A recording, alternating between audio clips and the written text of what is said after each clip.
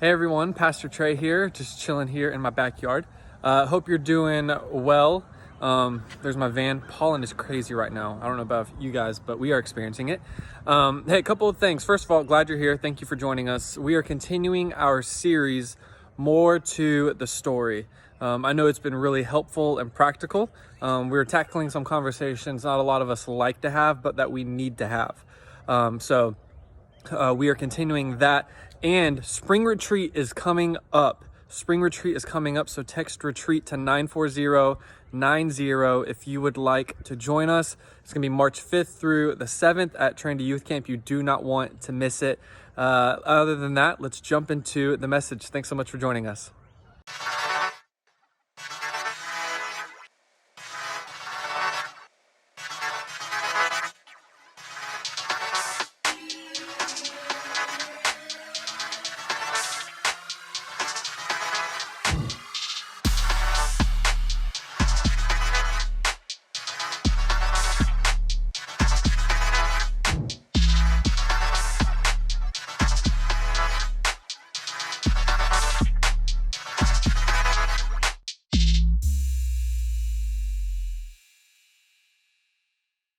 Hey, what's up, Trinity students? Pastor Vaughn here, and I want to welcome you to week 2 of our series. I'm super excited to bring some encouragement to you and just really believe that God is going to help us unpack some truths that we'll be able to walk out in a way that is helpful, not only to His plan for our lives and our relationship with Him, but also our relationship with others. As we discover these truths, it's going to be really, really helpful. That application is a big part of kind of our next steps. So last week, remember, we told you that there was more to the story. Remember when we talked about the idea of there being a lot more than what we see on the surface when it comes to things such as sexual purity and relationships and making wise choices. How's that going for you? How would you say you've done in terms of thinking through behaviors and patterns and relationships that kind of may be a little unhealthy in this season of life? Let me just first of all say I'm so grateful in Paul's admonishment in his letter to the Romans, that there is therefore now no condemnation. I'm King James quoting you, but you get what I'm saying. There is no condemnation to those who are in Christ Jesus. What we did yesterday, last week, months, and even years before really has no indication at all about where we're going. In fact, it could be a catalyst for the passion and enthusiasm that we have in terms of trying to help someone else withstand the temptation and the trials that we've already experienced. But we got to put in work, and we're going to talk about that this week and in the weeks to come. We want really to just continue in the same train of thought, the same vein and idea, by encouraging you in the area of sexual purity to really guard your heart. You know, now you say, Pastor Vaughn, why is this important? It's important because God's got better for you. Do you really get that piece? Hopefully you really leaned into what Pastor Trey had to share on last week, a powerful message, very practical truths that he shared, just giving us the hope and reminding us of the hope that we have. God does have better. We don't have to settle for any of the things that the world would suggest that we should be involved in, especially when it comes to sexual purity and relationships. And so God does have better, and because He's got better, we should experience better in our relationships, and making wise choices is going to really be a catalyst in helping us experiencing what God has for us, God's best for us. I want to just start off with a little bit of a story. These are always helpful when kind of connecting the dots. As a parent, I've recognized that you really have to have kind of a Swiss Army knife when it comes to parenting and helping your kids develop what they need. And so for me, one of the things early on in my daughter's developmental experience was, my wife and I, we decided that music and songs were a really good way of helping her learn some of the things that she needs to know. And so we taught her name and how to spell it by singing it to her, and not some very sophisticated way. We just had fun with it and had a good time teaching her that way. We taught her address and who to share it with through song and through music. We taught her the phone numbers of all the important people in her life, like mine and my wife's and her grandparents, all in an effort to help her remember and retain things. We took this approach because we understood one thing, and it's probably the same thing that you've understood in your journey. Music has power, and it helps us retain things.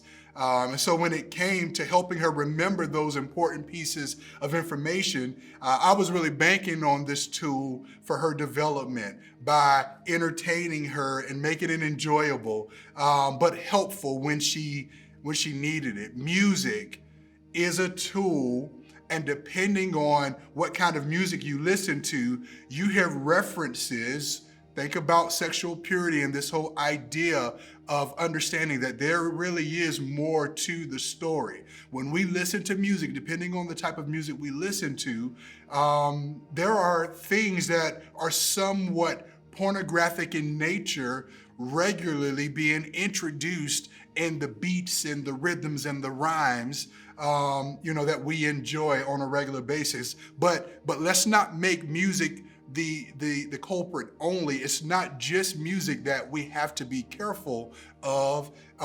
If you watch TV, movies, Netflix, Hulu, come on somebody, quarantine living, binge watching, right? All of this stuff, you've probably seen things that could be labeled as porn. Let me tell you something. Whether you want to hear it or not, I know that sometimes you don't expect to hear stuff like this in a church message or in a church setting, but porn is a real thing. You don't have to look for it in order to be exposed to it, because porn is seen as sexualized content designed to get a specific response. It is used in some way in literally everything. There's no escaping it. Porn doesn't teach us about sex. It hijacks God's design for you and I, for our bodies, for our purity, our relationships, and is planned for healthy sex in the confines of marriage. There is a time, Solomon says, and season for everything. And so the time that we should be discovering and exploring what it really means to have sex and enjoy sex is in the time frame that we have taken a wife or a husband. And we've made a covenant before God and a great cloud of witnesses, a multitude of witnesses, committing till death do us part, to really go on this journey together. But pornography and the way that it is used in our culture today threatens the purity and the enjoyment of that season that we hope to have. And so porn never tells the whole story. The way that porn is used, the little subtle messages that are sent, it never tells the whole story. Porn and the money invested in that industry wants you to be distracted and addicted. We probably don't have to go far to find someone that has, or maybe even present day, is struggling with the impact of being exposed and discovering on their own pornography, looking at something on your phone or clicking on an ad or looking at something in print media. All of these things have the potential of whetting our appetite in a way that's incredibly unhealthy. And just like most things that are unhealthy, one time is too many and two times is never enough. And so it will, if we really understand the way that porn works and the way that the enemy tries to use it to move us away from God's best for our lives, what we'll understand is it will never make us better. Having access or us investing time and money into pornographic material won't make us better at sex whenever that time comes. It will not make sex better for us. And it absolutely will not help you understand what sex is like. Think about it like this. Let me have you lean in a little bit. Consider this. I know that this should land pretty well for you. Think about McDonald's and your favorite combo meal, or Wendy's, or even Burger King. You know, at Burger King, they let you have it your way, right? Or at least that's what it used to be. Can you imagine the manager of one of your favorite restaurants, one of the ones that I mentioned in particularly, offering you advice on body image, right? I mean, come on, who wants to hear something like that from someone that's pushing products that clearly aren't the best for us? So imagine that manager talking to you about body image, or imagine that manager giving you advice on health and fitness amidst their double cheeseburger that they have behind the counter, right? You in your mind are thinking, absolutely not, no way. And the reason why is because clearly they don't know what they're talking about, or what they are suggesting is void of a whole lot of material that will help me really have a good understanding of what I should do. They're contradicting in their behavior between what they say and what they do. You know, last week we started a conversation. Pastor Trey did a great job on this whole idea of God's plan for sex. As we introduced the series, there's more to the story. And while we realize more often than not, for real, we realize that, you know, you're used to hearing messages of hope and healing develop from topics like prayer and the Bible and love. We believe that while those are incredibly important and should be communicated consistently and regularly so that we can have a healthy diet and a healthy regimen of what it means to be a Christ follower, we believe that it is equally important to speak with truth and transparency about areas of life such as sex, and as we're talking about this week, pornography, to help you navigate all of the lies and deception introduced in the things that you and I enjoy every single day. Now, I need to have you kind of really lean into this idea, because I don't want you to misinterpret the message. God doesn't have an issue with porn because he thinks that sex is bad.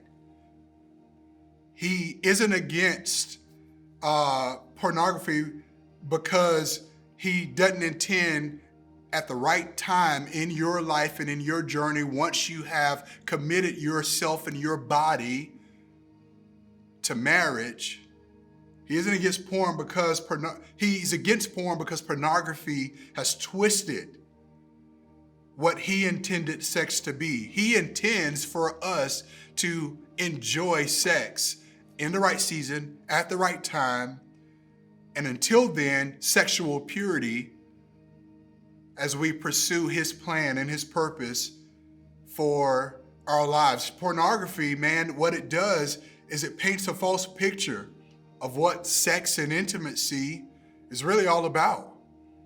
God is, as you should know by now, 100% loving. But I can assure you that there is absolutely nothing loving about pornography. Family, let me tell you in very plain words, porn is a trap.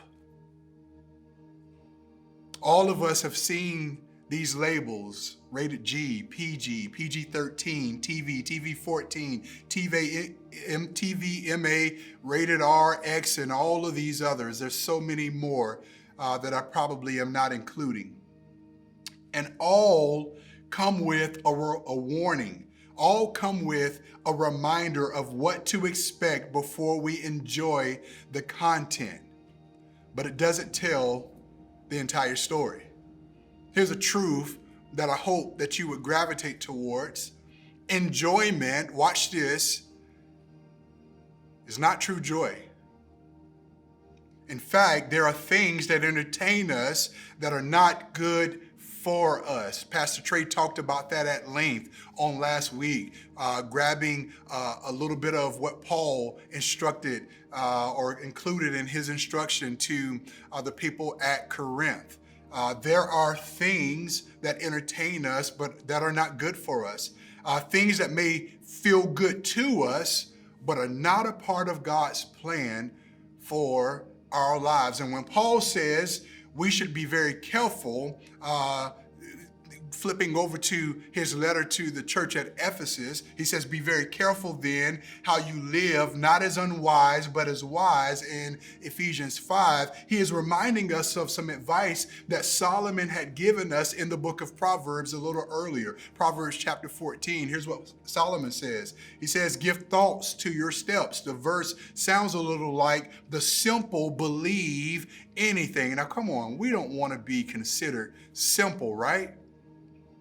No, we are informed and we are educated and we understand exactly what God's plan is for mankind. We understand what God's plan is concerning our sexual purity and the covenant that we make with Him, the connection that we have with Him in relationship. We understand what it means to make wise choices and the benefit and consequence of not doing that. So we don't want to be considered simple, thought of as uninformed. Paul encourages us, or Solomon encourages us by saying the simple believe anything, but the prudent give thoughts to their steps. We think about what we're doing and who we're doing it with and how we're going about doing it.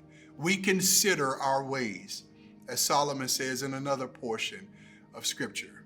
And while we're on the topic of considering our steps and thinking about what we're doing, I have two things that I think you should consider concerning porn. In terms of thinking about your steps and how you're going to walk this thing out, there's two things that I think you should be in the mindset of doing. The first thing is refuse to be fooled by the lie that pornography is selling. It is a gross distortion of the truth. What you see on your screen, what you see in that movie, what you see in that ad or read in that magazine couldn't be further from the truth, especially in this season of life that you are in. Pornography is not good for anybody at any time. God will bless you to enjoy all of the benefits that come with sex at the right season and the right time with the right individual. You don't have to spread yourself thin or take advantage of something that belongs to someone else. Refuse to be fooled by the lie that pornography is selling. Here's the second thing I think you need to consider. You need to consider refusing to participate. The joke ain't that funny. You're not that curious about what your buddy may want to say or share. Find a way to filter or discern what's going to be, what you could be exposed to. If you know the character of the individual that you hang out with is less than Christian, then on your way to reevaluating that relationship, it might be in your best interest to refrain from the things that they may want to introduce or show you, especially understanding that you're not really sure what you could be exposed to. We have to believe and behave as if we know God has better for us. We have to open our eyes and see pornography and things that industry may try to introduce to us or is trying to introduce to us in cartoon and commercial and movie and all of these different platforms. We got to see it for what it is. And we got to be willing to go in a different direction. And here's why. Porn never tells the whole story. Listen, family, here's what I know. I know without a doubt that you can't unwatch, unsee, not hear something that you've entertained, whether it be an idea, a thought, or whatever it may be. But here's what you and I can do. You and I can, from this moment on, we can guard our hearts. And in guarding our hearts, we can trust that God's plan for sex and the design and the way that sex was designed in terms of timing and purpose, we can trust that that's the right plan for us. We should make a covenant with God about relationships and the way that we will pursue them.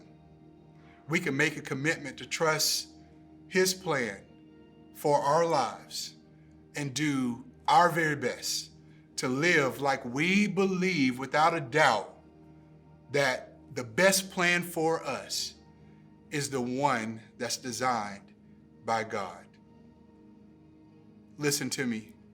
God has all of these wonderful things in store for those of us in the right time and season that's willing to trust Him with the journey that we have set out on.